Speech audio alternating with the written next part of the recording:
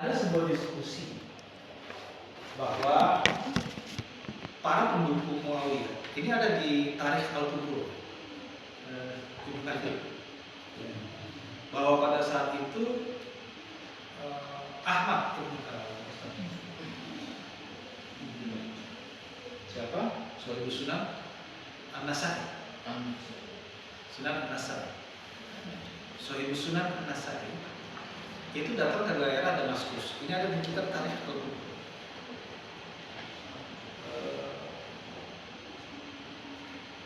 Beliau datang ke masjid itu, lalu para pengikut Muawiyah bin Abi Sufyan mengatakan, "Akhbirna an fadilati Muawiyah ibn Abi Sufyan."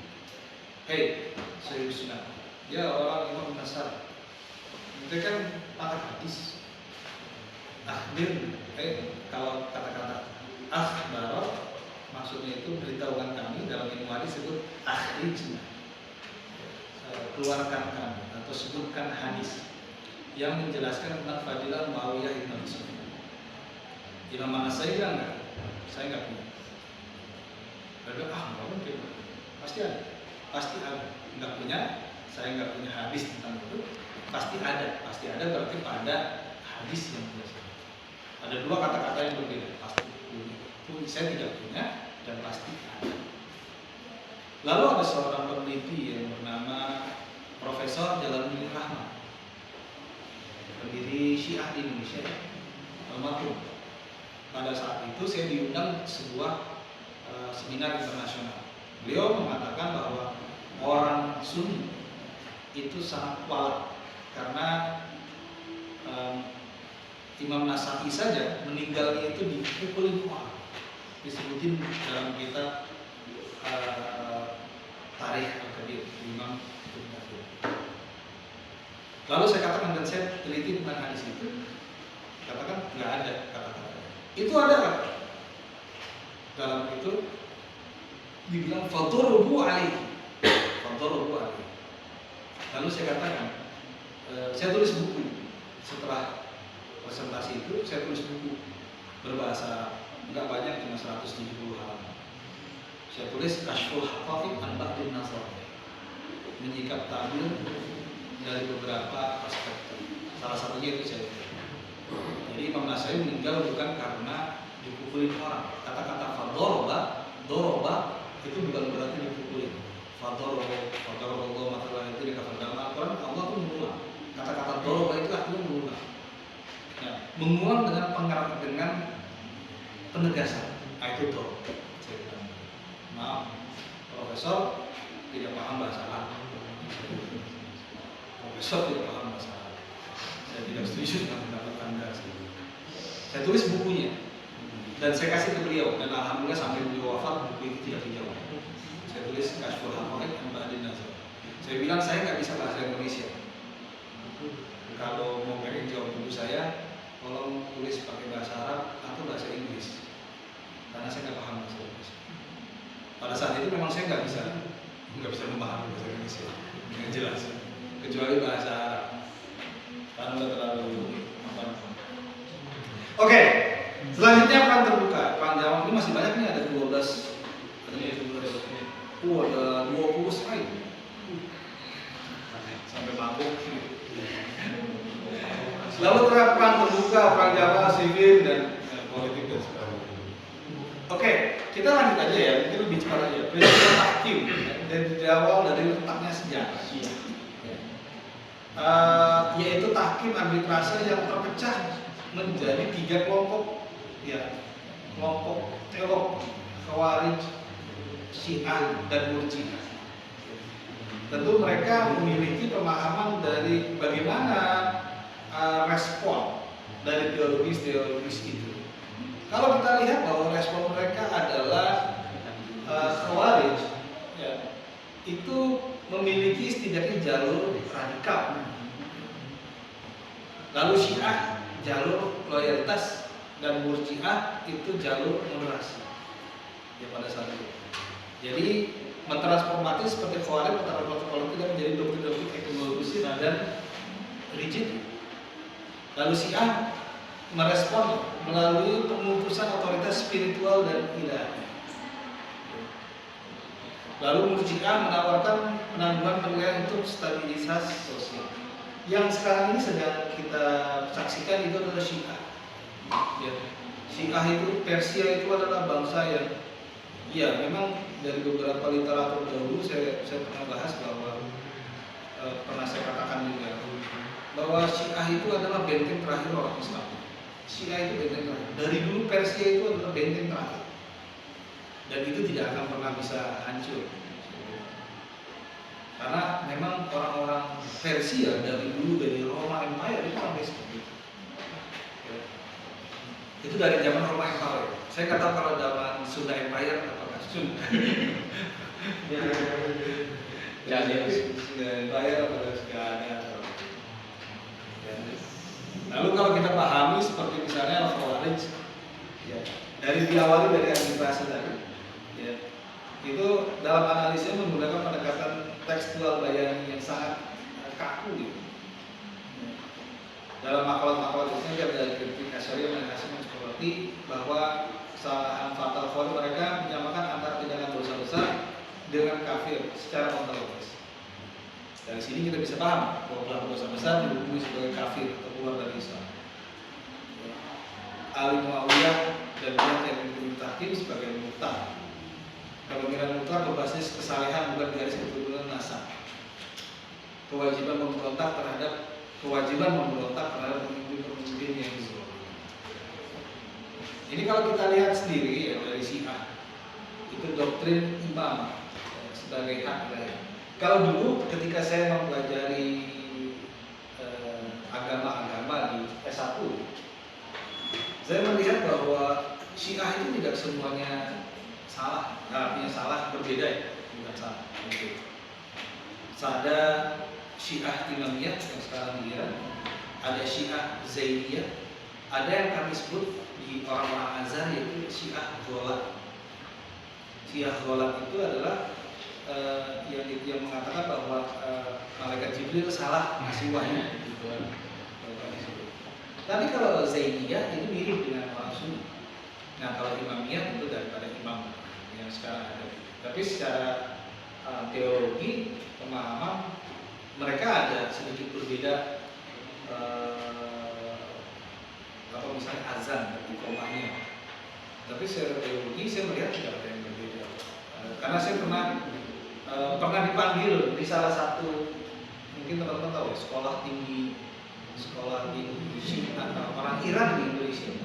Waktu itu dia minta dirancangkan sebuah sistem yang terintegrasi seluruh sekolah yang dibiayai oleh Iran di seluruh dunia. Itu totalnya ada 1.000 atau 2.000-an.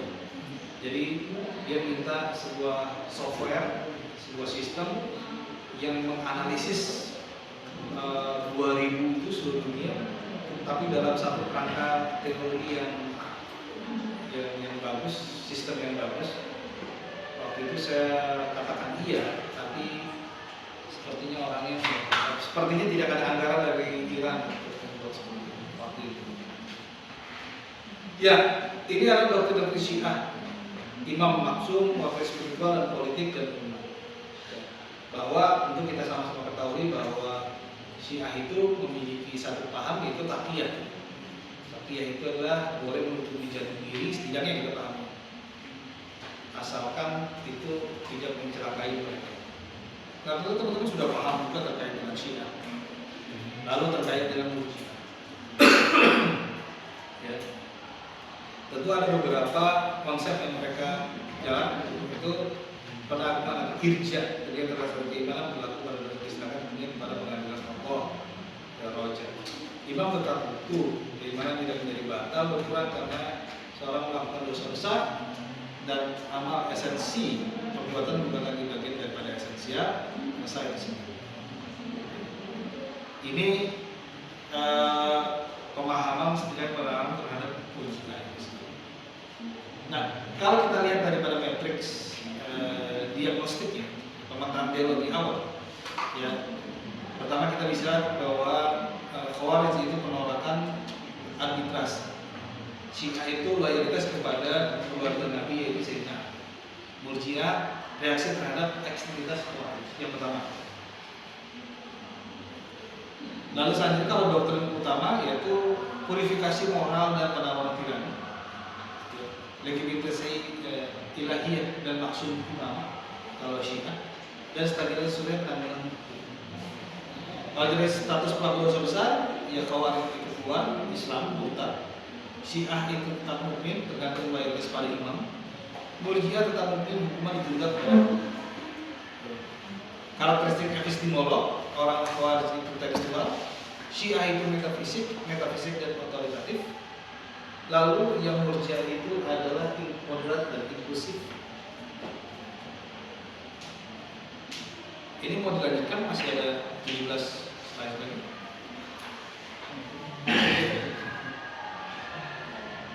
Ya mungkin nanti saya kirim ke grup aja ya, biar kamu bisa scraping lalu baca terkait ini.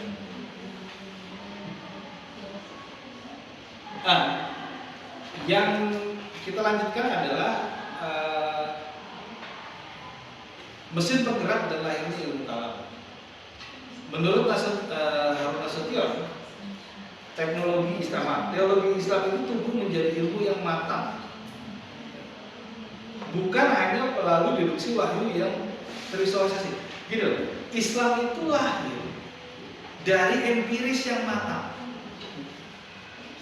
Teknologi, ilmu-ilmu yang ada dalam Islam itu bukan berdasarkan riset yang sederhana.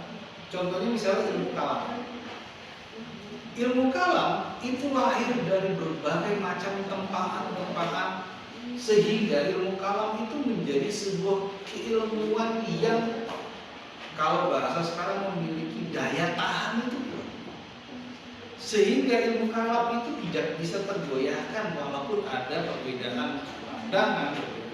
Karena Islam itu sudah puas, sudah kenyang dengan perbedaan ilmu sendiri. Nah, dalam hal ini menurut Harun Nasution tadi, keilmuan-keilmuan dalam Islam itu lahir dari berbagai macam tempaan. Contohnya dari beberapa, ada Khawarij, Syiah, Murji'ah, itu seperti ini, berkembang dan terus berkembang. Kalau saya sih, tidak mungkin tidak ada campur tangan Tuhan kalau misalnya ilmu itu sampai berkembang dan sampai. Sekarang sebaliknya, apakah ada ilmu di dunia ini yang diciptakan murni oleh orang non-Muslim? Ya. Contoh simpel, ada apa? AI, teknologi, algoritma itu semua diciptakan oleh orang non-Muslim. Saudi, penemu angka 1 itu orang Muslim, bro. Anda bisa bayangkan, ditanya ente kenalan sama cewek, boleh kenalan nggak, namanya siapa? Fatimah, nomor telepon ente berapa? Boleh nggak kita WA? Oh boleh. Nomor telepon saya misalnya 08 1 misalnya 7 lalu seperti ini dengan menggunakan huruf Romawi, angka Romawi. Bisa bayangin nggak berapa panjangnya? Apakah dengan angka Romawi bisa keluar hukum atau kuantitas N dalam fisika dan matematika? Semuanya itu tidak benar. Berarti ilmu itu terjadi karena apa? Campur tangan Tuhan. 1. Ilmu itu terjadi karena ya bisa kita katakan ada peran Muslim di situ. Al-Khawarij sendiri. Contohnya misalnya seperti teknologi Hubble, teleskop termahal di dunia ini yang dimiliki oleh Amerika, yang bisa melihat bima sakti yang jaraknya ratusan juta kecepatan cahaya. Apakah itu lahir dari Amerika, dari orang Barat? Itu lahir dari orang-orang Muslim. Satu yang lucu kemarin, saya ada seorang profesor, dia langsung mendapatkan gelar profesor karena dia menemukan sebuah teori bahwa universe ini expand. Jadi universe itu, alam semesta itu tidak statik tapi bergerak menuju satu hal, satu tempat yang tidak memiliki batasan. Saya ketawa, di Al-Quran sudah disebutkan seperti itu. Kenapa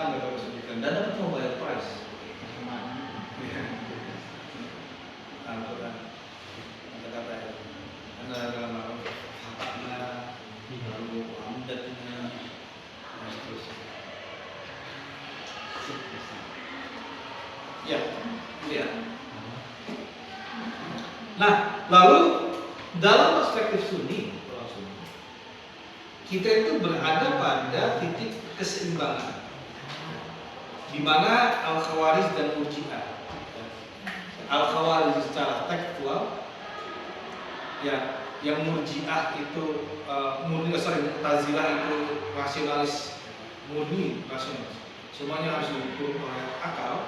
Nah, teologi Sunni hadir pada posisi ya, yang bertujuan adalah untuk mengakhiri fragmentasi ekstrim, melahirkan teologi gerakan ini sebenarnya menjadi sintesis rasional yang menengahi antara paham ekstrim dan paham rasional.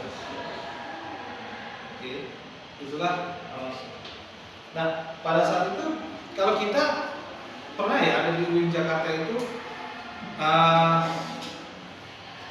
mufasir dari Saudi Arabia menjelaskan tentang misalnya ayat Al-Quran.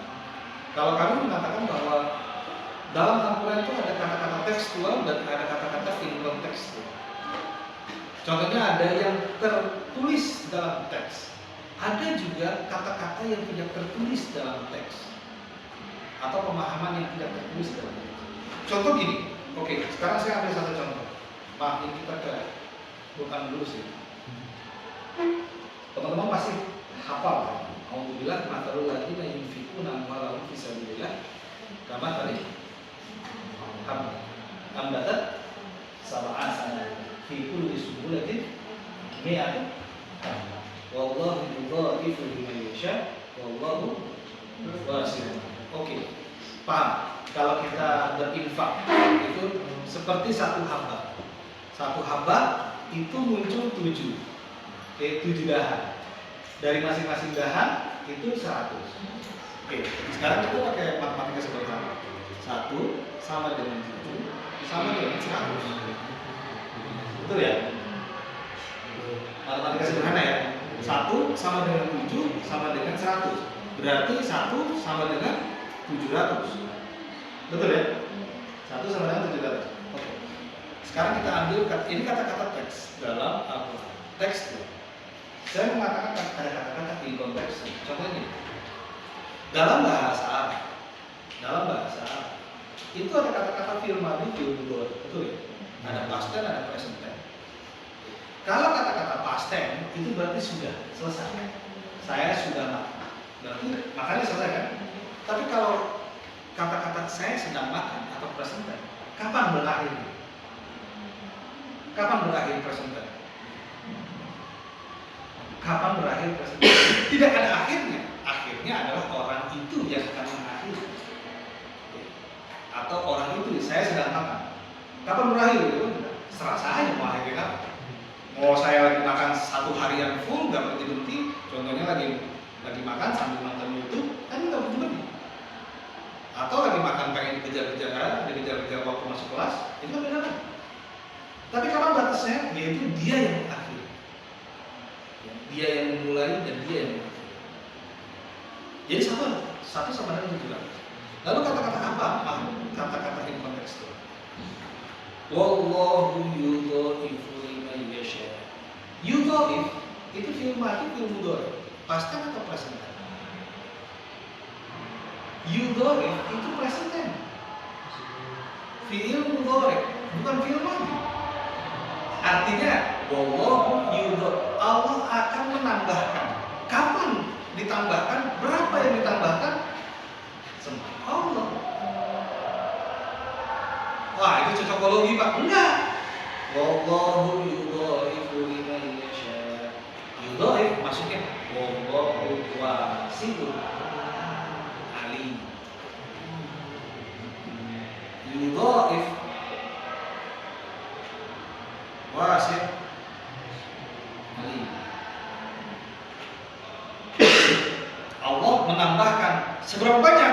Ya wasi', karena Allah memiliki keluasan semau saya. Tapi Allah alim.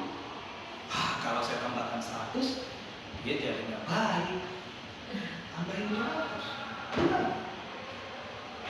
Kalau saya tambahin 1000, jadi nikmat. Saya tambahin 1 sampai 1.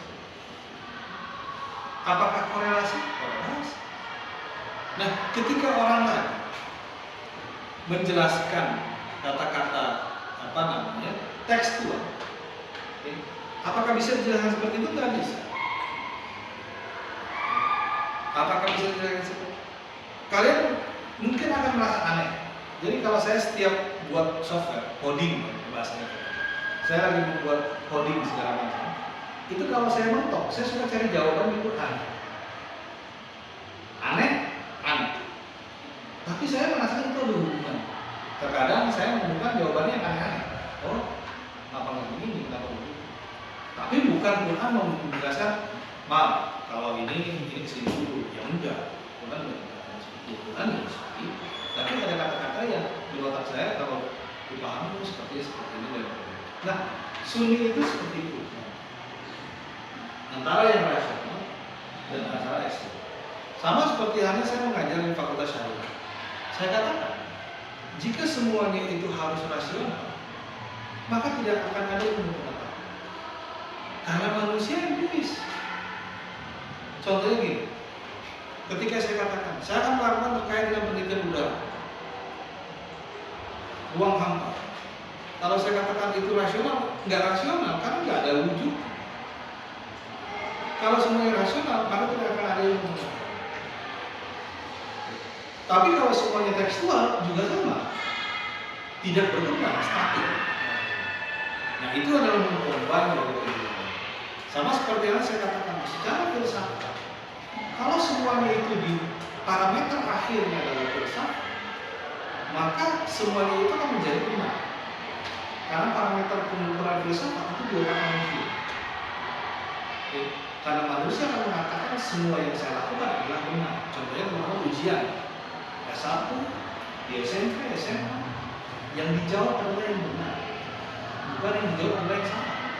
Tapi apakah jawabannya benar atau tidak? Enggak, beda. Ya, baik. Mungkin ada yang ingin ditanyakan dulu.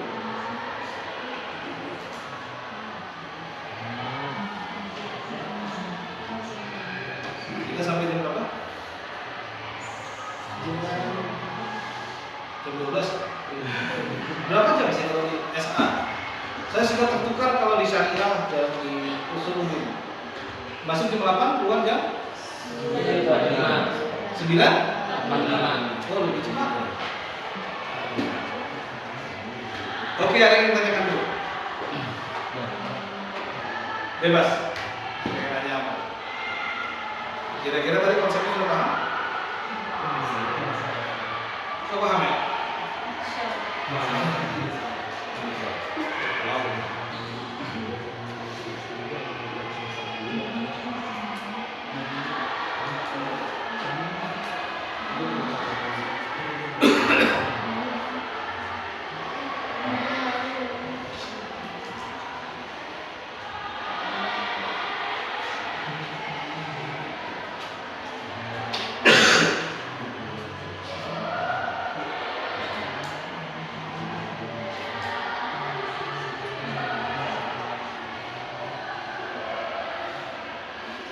Gimana?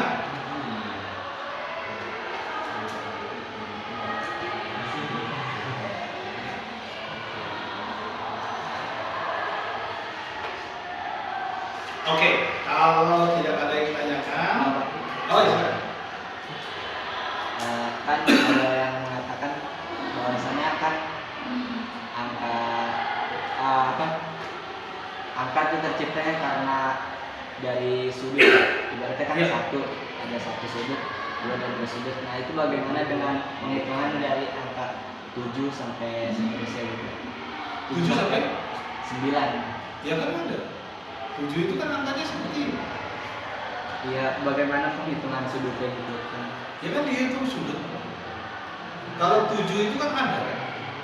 Sama asana juga. Kalau 9 ada, buka saja itu pengukuran al-Khwarizmi terkait angka itu kan ada.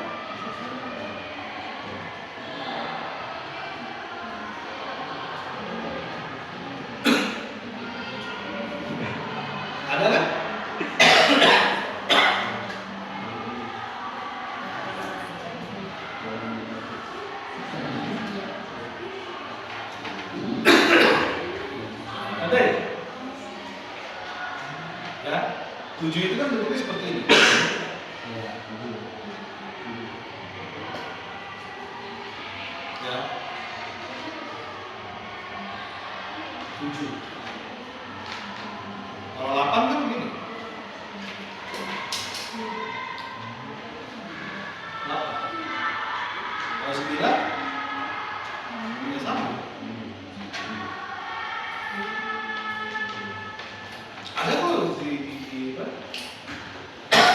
Nah yang paling fenomenal itu,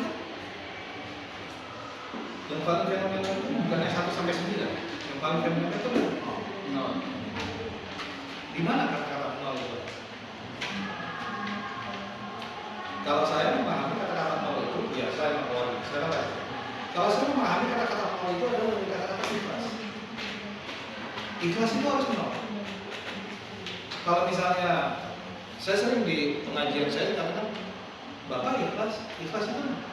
Kalau misalnya Bapak kasih kamu, nih saya kasih handphone saya, di otak saya enggak, aduh nanti WA saya Bapak, aduh, itu belum ikhlas.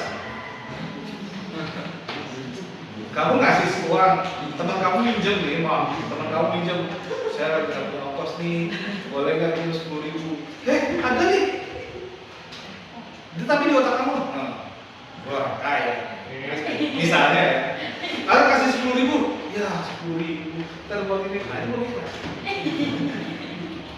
Jadi simpel, kalau saya sih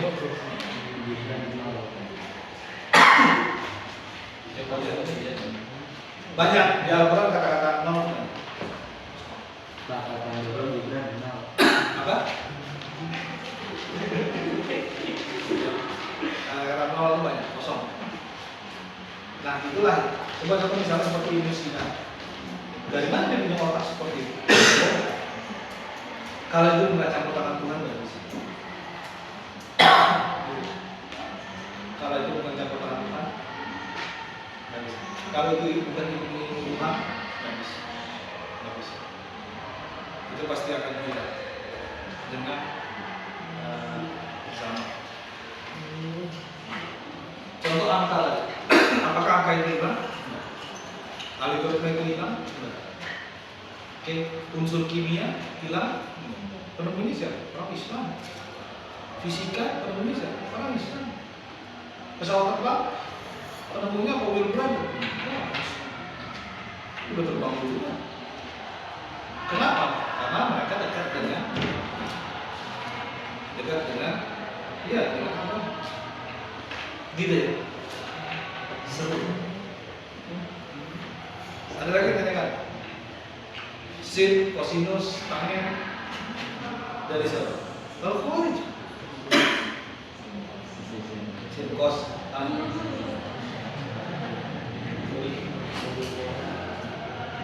Seru ya. Jadi kalau kita orang apa lalu belajar fisika, saya ngulang lagi masalah fisika tentang kuantum fisik, momentum, dan banyak teori-teori fisika yang saya pelajari. Nanti saya bahas.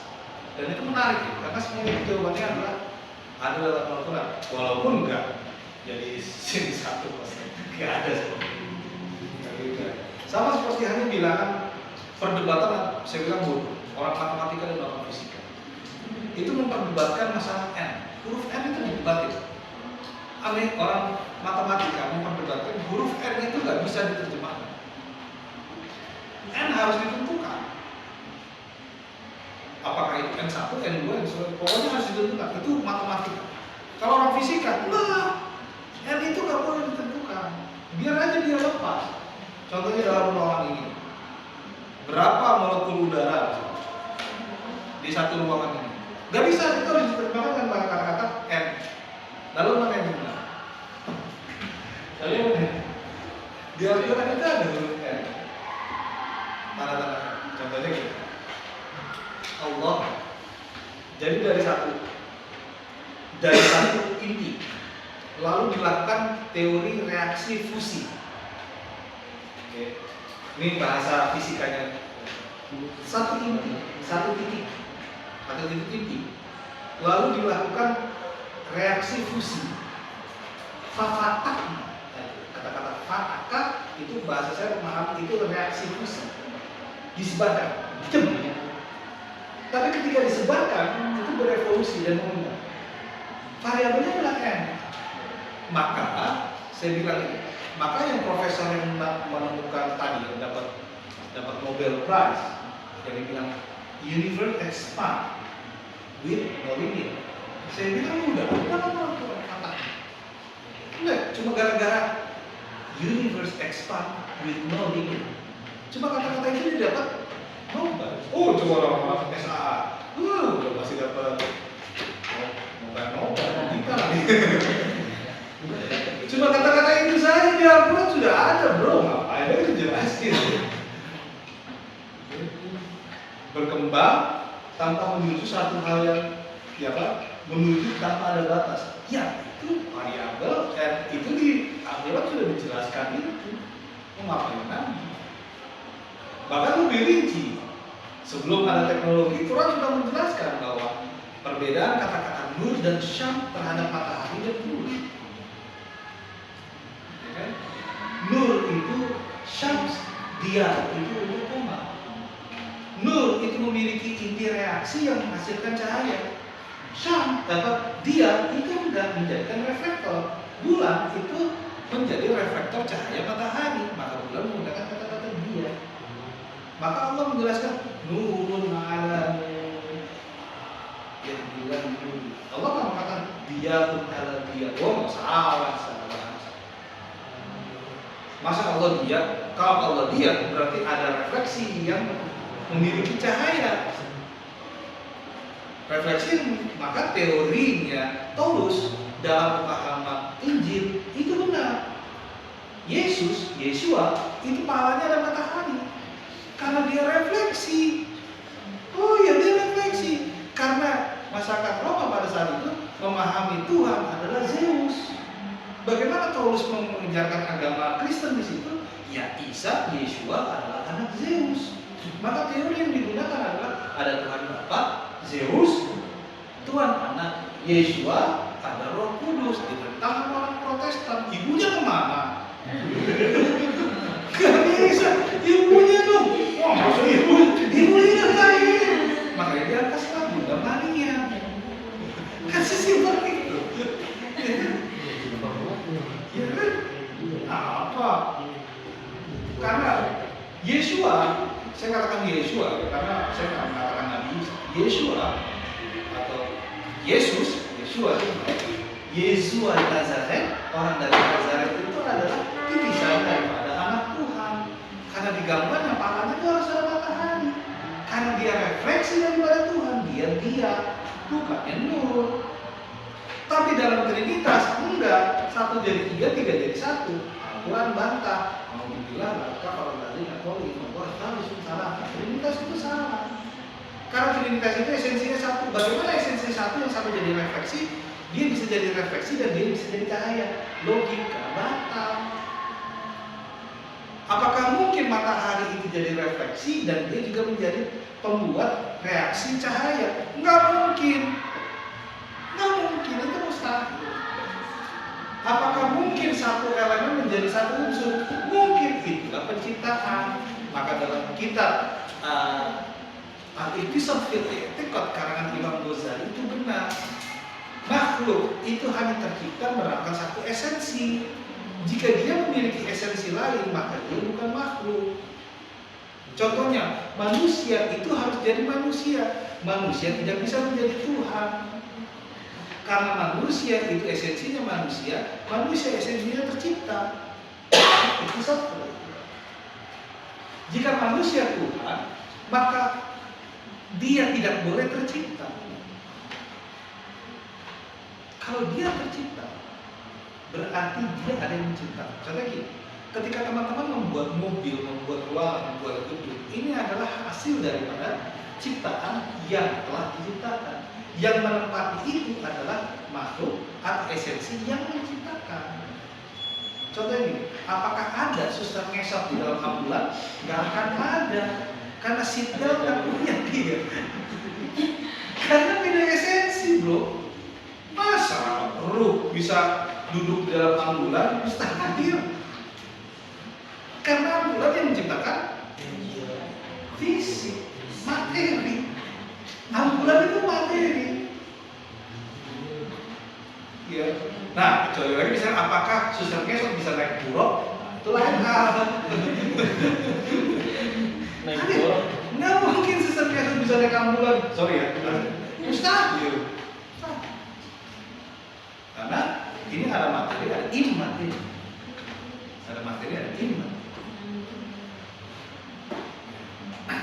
Makanya dalam fisika itu ada teori fisik, fisika fisik, dan fisika imateri. Nah, fisika imateri itu masuknya nanti dari kuantum fisik. Kuantum fisik itu yang disebut oleh Einstein sebagai the spooky of the distance. Itu benar kan? Mau dijelasin? Jangan pusing. The spooky of the distance. Saya bilang, dua susah. Nah, kuantum fisik yang melahirkan AI. AI itu adalah kuantum fisik. Kuantum fisik nanti akan melahirkan adalah kuantum komputer, komputerisasi kuantum.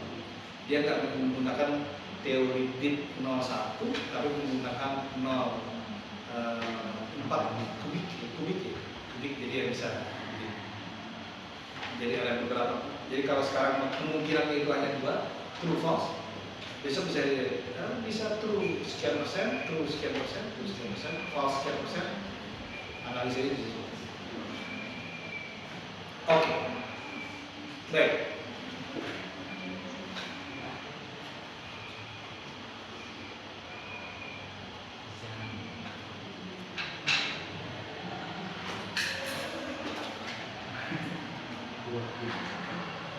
Oke, bagi teman-teman yang pengen baca tulisan saya, di sini ada di ali.winjkt.ac.id terhadap teknologi, agama, agama Islam, teknologi di ali.winjkt.ac.id.